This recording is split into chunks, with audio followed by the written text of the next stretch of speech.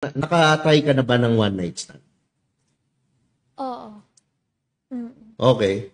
Paano nangyari? Ano yung pinakamalupit mong one night stand? Pwede mo ba ikwento? Pinakamalupit, parang isang beses lang kasi nangyari yun. Isang beses lang, okay. O di ikwento mo yung isa. Saan nangyari to? I Sa mean, hotel.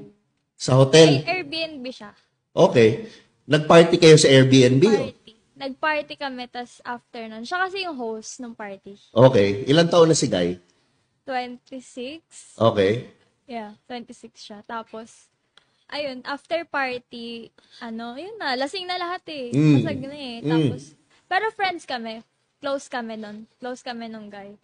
Tapos, ayun, after party, umuwi na yung mga friends namin, mga visitors. Okay. Tapos doon na nagsimula yung, Saan? Sa sala? sa kusina. Sa kusina?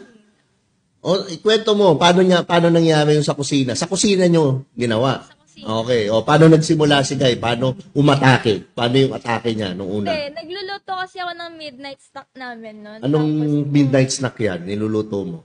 fries tsaka nachos at, ganun. Oo, Basta tapos? snacks lang. Mm. Midnight snacks lang. Mm. Tapos, ayun, bigla siyang umawak sa bewang ko. Tapos, kinis ako dito.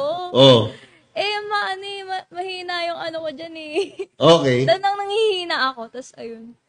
Tapos? Kinis niya ako dito. Tapos, doon na nagsimula.